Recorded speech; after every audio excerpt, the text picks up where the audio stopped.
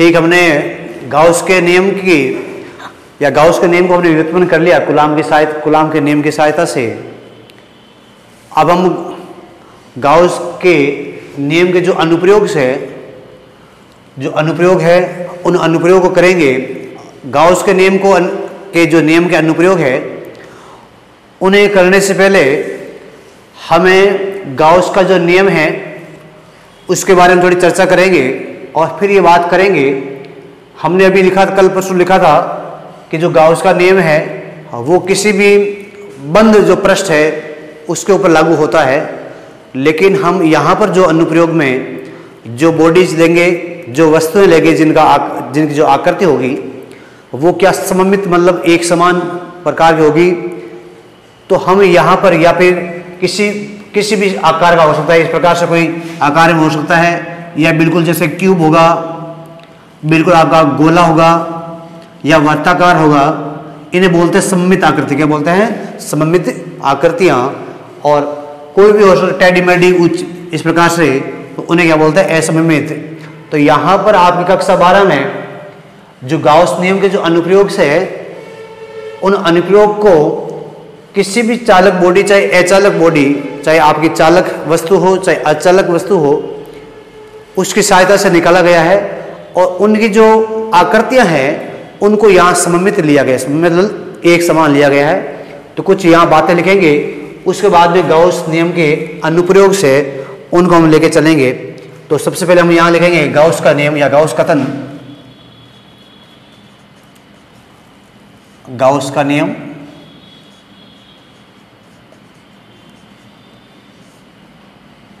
उसने क्या दिया?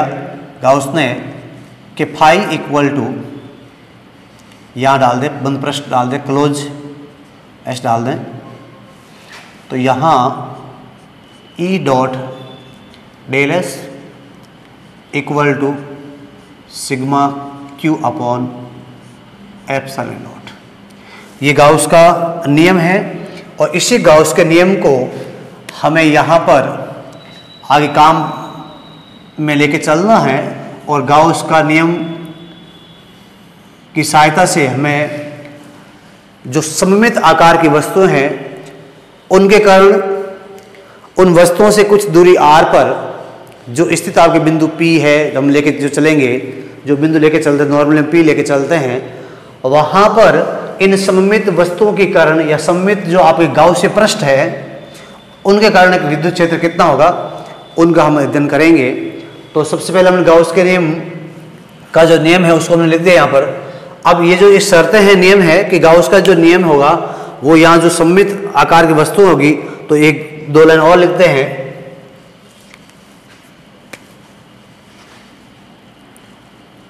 लिखेंगे यहाँ गाउसियन पृष्ठ या एक वर्ड लिया बंद, यहां बंद गाउसियन पृष्ठ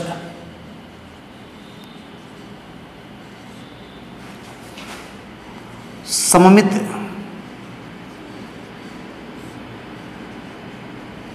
आकार का लेंगे या लेते हैं।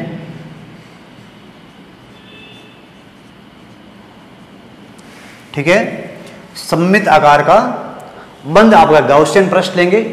गाउसियन बोले या गाउसीय पृष्ठ बोले, बात एक ही है। तो बंद पृष्ठ होना चाहिए, लेकिन उनकी आकृति जो आकार है वो क्या होना चाहिए? सममित, मतलब एक समान होना चाहिए। दूसरी बात इसमें है कि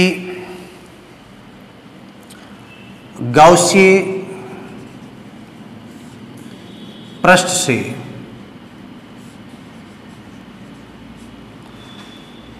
संबंध या इससे बोल देंगे विद्युत क्षेत्र जो है, विद्युत क्षेत्र की दिशा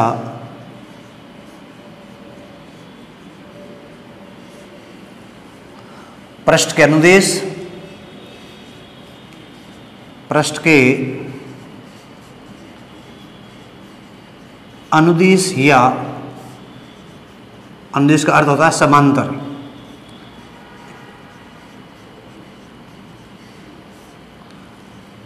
ठीक है, तथा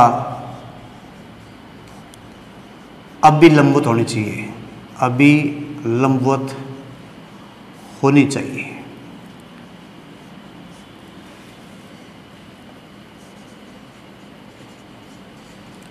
ठीक है, तो सबसे पहले यहाँ पर गाउसीय पृष्ठ लेंगे और वो गाउसीय पृष्ठ बंद तो होगा, ठीक है, बंद होगा। साथ ही साथ आपका क्या होगा कि जो गाउसियन पृष्ठ होगा उसकी जो आकृति है वो क्या होगी, सममित आकार का होगा, अर्थात वो एक समान आकृति का होगा। ठीक है, जैसे आपने ले लिया, आपने बेलन ले लिया, बेलनाकार कोई आपने पदार्थ चालक ले लिया, आपने कोई शीट ले ली, पेपर ले लिया ऐसे, ठीक है, कोई आपने एक गोली खोखला, कोई आपने गोला ले लिया, ठोस गोला ले लिया, इस प्रकार की इनकी जो आकृति होगी वो क्या होगी, समान होगी। दूसरा, यहां पर जो विद्युत क्षेत्र की दिशा आप लेंगे इन पृष्ठों से संबंधित, वो विद्युत क्षेत्र की दिशा हमेशा इन पृष्ठों की या तो समांतर होगी या इन पृष्ठों की क्या होगी, अभिलंबित होनी चाहिए। तभी आपका गाउस उन्हीं आकृतियों या उन्हीं वस्तुओं या इन्हीं शर्तों के आधार पर आप इन गाउस के नियम के अनुप्रयोग को समझ पाएंगे। तो हम सबसे पहले लेते हैं, पहला जो इसका गाउसीय पृष्ठ का अनुप्रयोग है वो आपका है, तो यहां हेडिंग लिखता हूं,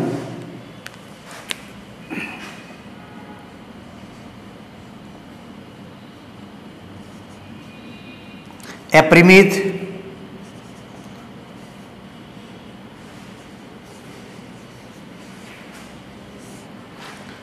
लंबाई के आवेशित चालक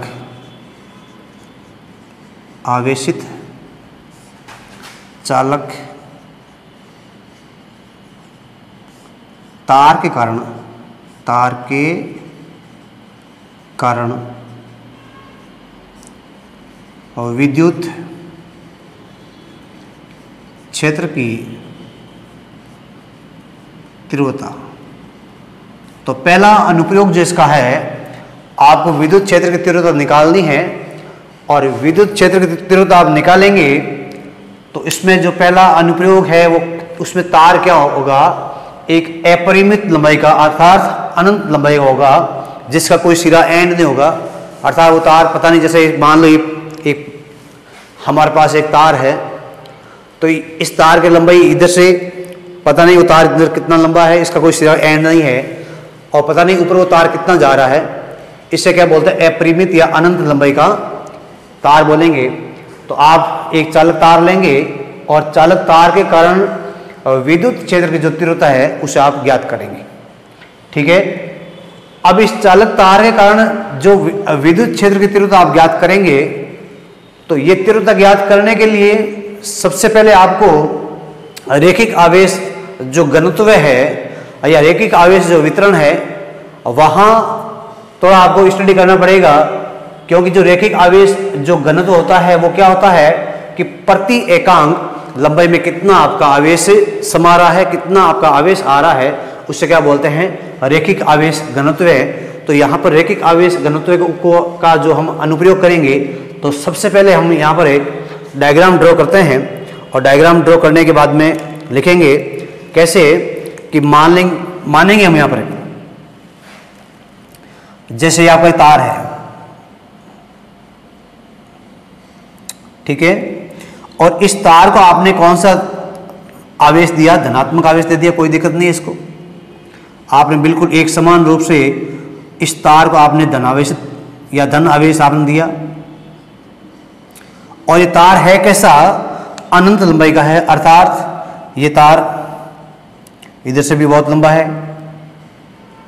ठीक है, हमारे जो हाथ में है, इस तार का जो हमारे हाथ में जो तार है उसकी में लंबाई या उसका जो नामकरण है बिंदु ए और बिंदु बी, अर्थात हम यहाँ पर एक चालक तार बोलेंगे, और चालक तार को हमने कौन सा आवेश दिया, धनात्मक आवेश दिया, और धनात्मक आवेश दिया, इस चालक का नाम हमने क्या बोल दिया, ए बी, और इस ए बी चालक तार की जो आपकी लंबाई है वो एल मान लेंगे यहाँ पर ऐसे, तो कुल लंबाई इसकी आप एल मानेंगे ऐसे, इस प्रकार से।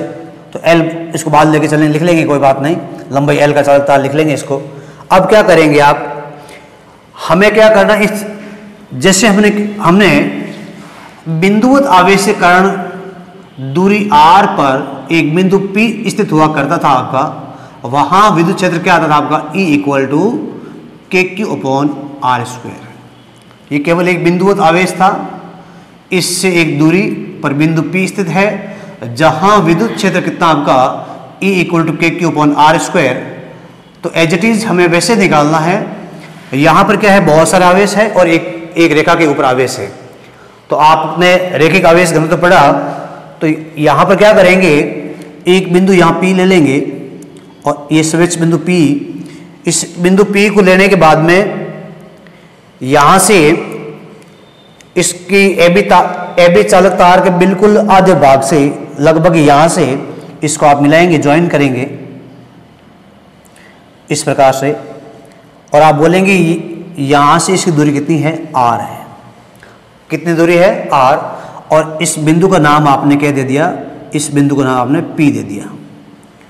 ठीक है, अब क्या करना है कि जो इस P पर जो विद्युत क्षेत्र ज्ञात करेंगे वो पूरे तार के कारण करेंगे, लेकिन पहले आप क्या करेंगे, तार का जो चालक या तार है उसका जो अल्प आवेश है, अल्पांश लेंगे। अल्पांश मतलब एक यहां से एक अल्पांश लेंगे, एक अल्पांश आप यहां से लेंगे, तो इस अल्पांश के कारण यहां पर विद्युत क्षेत्र कितना है या विद्युत क्षेत्र की तीव्रता कितनी है, और इसके कारण यहां पर विद्युत क्षेत्र की तीव्रता कितनी है। तो हम ऐसे बोलेंगे कि एक अल्पांश आप यहां से लेंगे, एक अल्पांश आप यहां से लेंगे। ठीक है, तो यहां इसके कारण जो विद्युत क्षेत्र आपका जो आएगा वो कुछ ऐसा आएगा।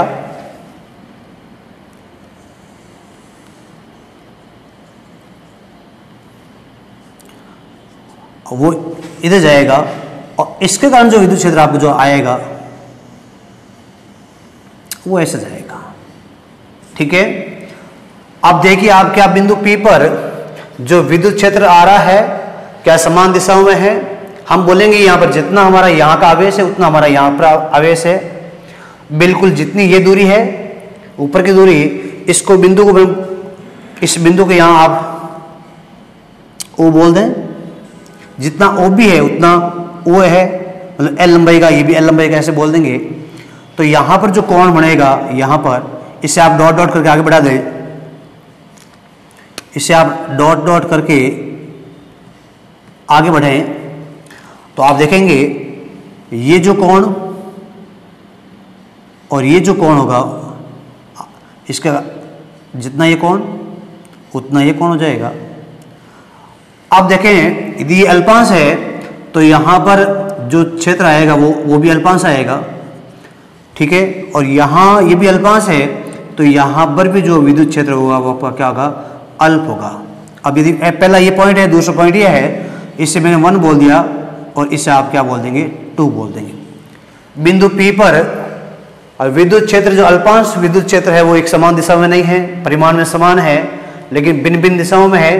तो हमें इन्हें कंपोनेंट्स में, उनके घटकों में तोड़ना पड़ेगा।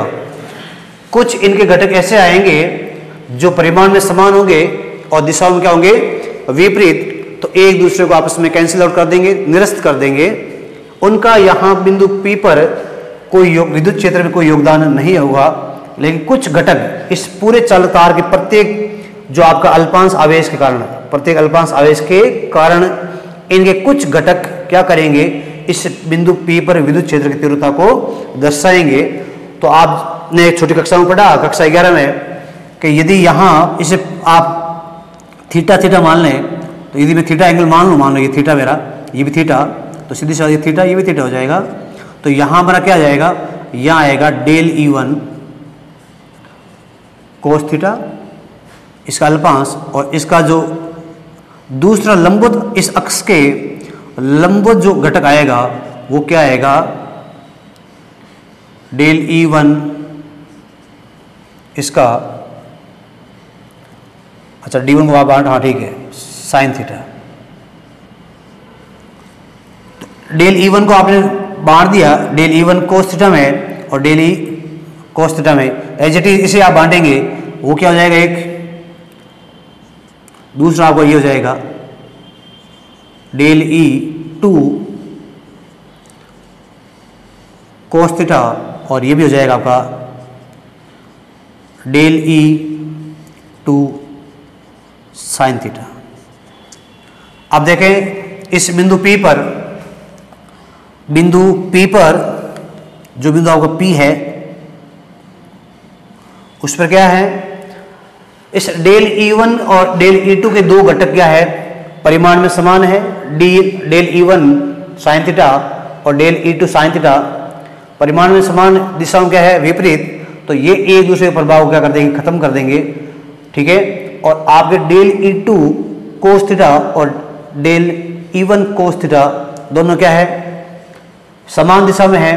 तो इनके कारण क्या जाएगा, आपका कुल विद्युत क्षेत्र यहाँ बिंदु P पर मिल जाएगा। तो अनुदिश घटक आपके जुड़ जाएंगे और लंबवत घटक आपके क्या हो जाएंगे, कैंसिल आउट या निरस्त हो जाएंगे। तो इस प्रकार से हम लेके चलेंगे कि जो अनुदिश घटक है, तो यहाँ से आपने पढ़ा होगा कि कोई भी आपका गोला होता है, हमेशा गोला, तो यहाँ पर जो विद्युत क्षेत्र होता है वो हमेशा क्या होता है, त्रिज्य होता है। त्रिज्य मतलब यहाँ यदि इस पर रेखा खींचे हैं तो 90 डिग्री से बाहर निकलता। तो आप यहाँ पे देख लें, यदि एक चालक तार है तो चालक तार के कारण हमेशा जो विद्युत क्षेत्र होगा वो क्या होगा, 90 डिग्री पे ऐसे बाहर जाएगा, ऐसे कभी नहीं जाएगा। यदि चालक तार आपका इस प्रकार से है, ऐसे आवेश दे रखा है, तो हमेशा पृष्ठ के अभिलंबित विद्युत क्षेत्र की दिशा होती है। तो देख लीजिए आप यहाँ पृष्ठ के बिल्कुल अभिलंबित ये रेखा है और ये विद्युत क्षेत्र क्या आएगा आपका, यहाँ आएगा, कभी ऐसा नहीं आएगा। तो पृष्ठ के बिल्कुल अभिलंबित दिशा में हमेशा किसकी दिशा होती है, विद्युत क्षेत्र की, चाहे वो गोलाकार हो चाहे लाइन में हो। लाइन ऐसे ही है, ये लाइन है, ऐसा बिल्कुल आपको ऐसा मिल रहा है यहाँ पर। तो पृष्ठ क्या है, 90 पे, पृष्ठ क्या है 90 पर। तो विद्युत क्षेत्र हमेशा, चाहे कोई भी पृष्ठ लेते हैं आप, उस पृष्ठ के हमेशा या पृष्ठ के साथ कितने डिग्री कोण बनाता है, 90 डिग्री कोण बना के बाहर निकलता है, ठीक है। तो यहां से मिल जाएगा। तो ये करने के बाद दो लाइन इसमें लिखते हैं, माना एक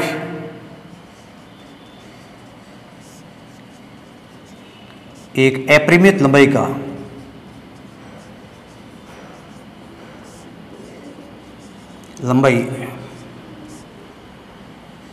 का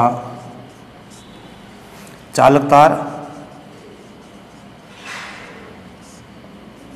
तार जिसे धनावेश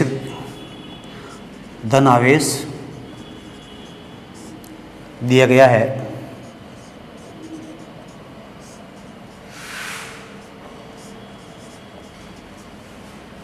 ठीक है। आगे लिखें, बिंदु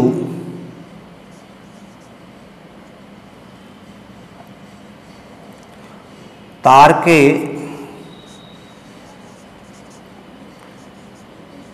मध्य बिंदु O से लंबवत दूरी R पर बिंदु P स्थित है। बिंदु P स्थित है जहां विद्युत क्षेत्र ज्ञात करना है।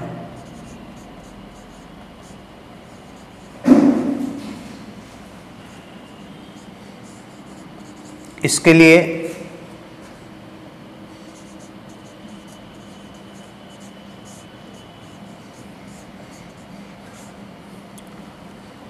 लिए बिंदु अल्पांश आवेश या इसके लिए अल्पांश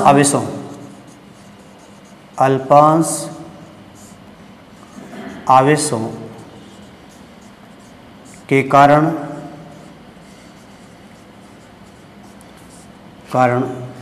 बिंदु P पर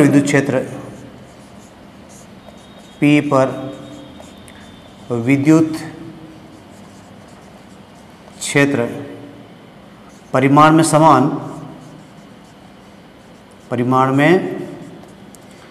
समान लेकिन भिन्न भिन्न दिशाओं में, लेकिन भिन्न भिन्न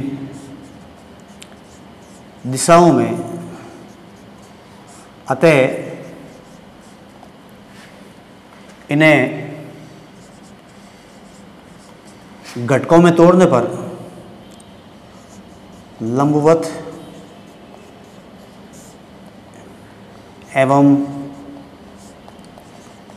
अनुदिश घटकों में तोड़ने पर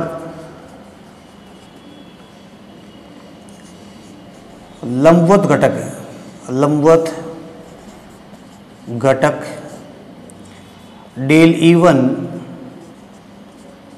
साइन थीटा वे डेल E2 साइन थीटा परस्पर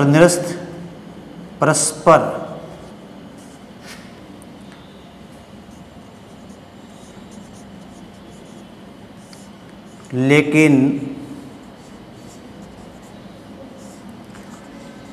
अनुदिश घटक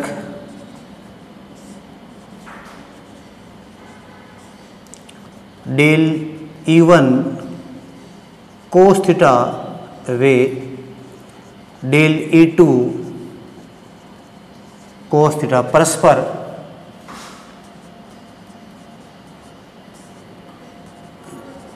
जुड़ जाते हैं।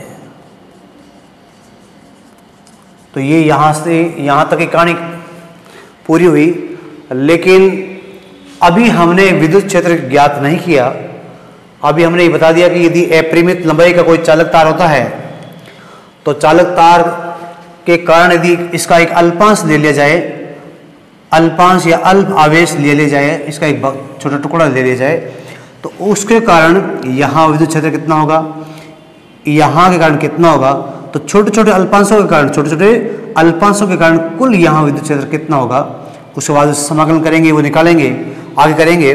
तो हमने ये यहाँ से इसकी कुछ जो बातें रामायण थी हम वो लिख दी यहाँ पर कि जो इसके लंबवत घटक है परस्पर परिमाण में समान है, विपरीत दिशाओं में है, कट जाएंगे, लेकिन जो अनुदिश घटक है वो एक दिशा में होने के कारण जुड़ जाएंगे। तो आपको यहाँ से कुल विद्युत क्षेत्र प्राप्त हो जाएगा। अब विद्युत क्षेत्र निकालने के लिए हम क्या करेंगे, गाउस के नियम का यहाँ पर उपयोग में लेंगे, या गाउस का जो नियम है उसका यहाँ पर उसको काम में लेंगे, और गाउस के नियम की सहायता से हम क्या निकालेंगे, यहाँ पर यहाँ इस चालक तार के कारण निकालेंगे विद्युतीय क्षेत्र निकालेंगे। तो देखते हैं,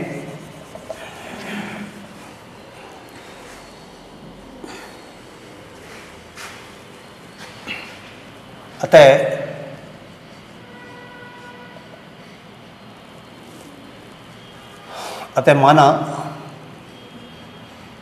एक चालक तार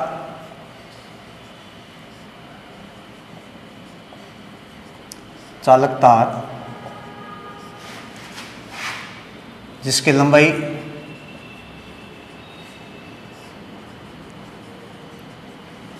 L है, R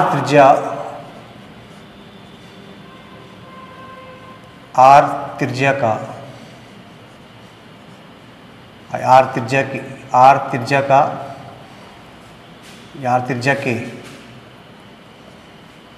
एक बेलन की कल्पना करते हैं, बेलन की कल्पना करते हैं। ठीक है, तो अभी हमने पूरा निकालना ही है। अब क्या करेंगे, क्योंकि जो चालक तार होते हैं वो किस शेप में होते हैं, किस आकार में होते हैं, बेलन के या बेलनाकार के आकार में। तो अभी इसके कारण तो निकाल नहीं सकते हैं, तो ऐसा मोटा तार लेंगे, और जब मोटा तार आएगा तो इस मोटे तार के बिल्कुल सेंटर में, यहाँ पर बिल्कुल सेंटर में इसकी क्या होगी, अक्ष होगी। क्या होगी इसकी अक्ष, और अक्ष से जो मोटा तार होगा तो यहाँ पर परिधि तक कुछ दूरी R होगी, तो इसे क्या बोलेंगे, इसे त्रिज्या क्या बोलेंगे, त्रिज्या। तो ऐसे बोलेंगे कि एक चालक तार लेते हैं और चालक तार की जो लंबाई L है उसके बाद क्या करेंगे, एक R त्रिज्या का ये आर त्रिज्या का जो एक बेलन है उसकी कल्पना करते हैं, ठीक है, और वहां पर स्थित बिंदु पर क्या करते हैं, विद्युत क्षेत्र की तीव्रता ज्ञात करते हैं। तो अतः माना एक चालक था जिसकी लंबाई L है, एवं लिखे एवं आर त्रिज्या के एक बेलन की कल्पना करते हैं, तो किस प्रकार से हो जाएगा हमारा, ये ऐसे, ये चालक तार अभी जो हमने जस्ट ड्रॉ किया उसको आपने आवेश कौन सा कर दिया, यहाँ पर धनावेश दिया, तो पॉजिटिव ये प्लस प्लस ऐसे, जिसकी कुल लंबाई कितनी है L। आप क्या करेंगे, यहाँ पर यहाँ पर स्मॉल r त्रिज्या का एक त्रिज्या मानते हुए एक वर्त बनाएंगे, नहीं आपका एक बेलन बनाएंगे इस प्रकार से, इसे आप ज्वाइन कर देंगे, कर दिया, और इससे बिल्कुल लंबवत दूरी पर एक बिंदु P लेंगे यहाँ, इसे आप O मानेंगे, और यहाँ से यहाँ तक की जो दूरी होगी वो कितनी होगी, स्मॉल r, कितनी हो जाएगी, स्मॉल r हो जाएगी। अब हमने अभी लिखा था कि गाउस के नियम के अनुप्रयोग समझने के लिए या उनको करने के लिए जो पृष्ठ लेते हैं वो सममित आकार के होते हैं, और जिस पृष्ठ से आपका विद्युत क्षेत्र निकलेगा वो या तो उस पृष्ठ की जो पृष्ठ है उस पृष्ठ के समतल के बिल्कुल, जो पृष्ठ का जो समतल है या पृष्ठ बोलेंगे, पृष्ठ की दिशा का क्या होगा, अनुदिश, या पृष्ठ की दिशा क्या होगा, लंबवत। तो हम यहाँ पर क्या करते हैं, कुछ पृष्ठों की कल्पना करते हैं। तो सबसे पहले हम एक बिंदु यहाँ P लेंगे इस प्रकार से, ये यहाँ का जो पृष्ठ है, और यहाँ हमने बिंदु क्या ले लिया, P ले लिया।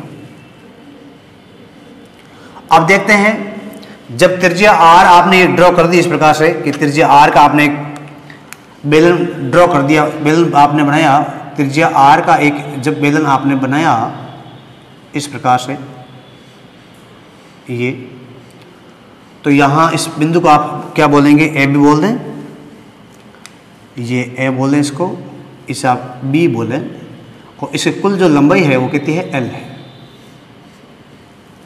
कुल लंबाई इसकी कितनी है, L। तो यहाँ पर देखिए आप, हमें क्या करना है, इसे एक चालक तार के कारण बिंदु P पर विद्युत क्षेत्र की तीव्रता ज्ञात करनी है, और ये देखेंगे कि यहाँ पर चालक तार के कारण पृष्ठ, इस चालक तार के कारण इस तरफ विद्युत क्षेत्र जा रहा है, तो इसकी दिशा क्या है, यहाँ के पृष्ठ को मानना पड़ेगा, यहाँ का जो पृष्ठ है उसको कुछ मानना पड़ेगा, और यहाँ पृष्ठ इसको कुछ मानना पड़ेगा। हमने इस पृष्ठ को क्या बोल दिया, S1, क्या बोल दिया, S1। यहाँ का जो क्षेत्रफल है वो कितना हमारा S1 है, मान लिया, इसे आप S1 कहेंगे, और जिसकी दिशा क्या होगी, बिल्कुल ये जो इसे आप क्या बोलते हैं, सदिश क्षेत्रफल, सदिश क्षेत्रफल, जिसकी दिशा क्या होती है, इस पूरे पृष्ठ के जो निचला जो आपका वर्ताकार पृष्ठ है, निचला जो आपका वर्ताकार पृष्ठ है उसके बिल्कुल अभिलंब दिशा में जो आपके पृष्ठ स्थित होते हैं या जो दिशा होती है उन्हें क्या बोलते हैं, सदिश क्षेत्रफल। तो यहाँ S1 इस तरफ जाएगा, तो आपका S1 तो ये हो गया, ठीक है, और विद्युत क्षेत्र आपका ये जा रहा है। यहाँ पर देखें, इसे आप S2 मानेंगे, तो यहाँ इसका एक छोटा पार्ट इसके ऊपर, यहाँ वो S2 ऊपर जाएगा, ये S2 वेक्टर है, और विद्युत क्षेत्र आपका इस प्रकार से है। या आप S3 मान लें इसे, तो यहाँ का बिल्कुल ये इस पृष्ठ के अभिलंबित ये S3, और यहाँ पर विद्युत क्षेत्र भी आपका इस प्रकार से है, तो ये S3 हो गया, ठीक है। तो कुल पृष्ठ इसका कितना है, S। इस पृष्ठ के 3 भाग है, एक तो वर्ताकार भाग ऊपर वाला, एक वर्ताकार भाग नीचे वाला, और एक वक्री पृष्ठी, वक्र पृष्ठ किसका, इस बेलन का, और वक्र पृष्ठ पर एक बिंदु आपका अवस्थित है, उस बिंदु को आपने क्या बोल दिया, P बोल दिया, जिसकी यहाँ से दूरी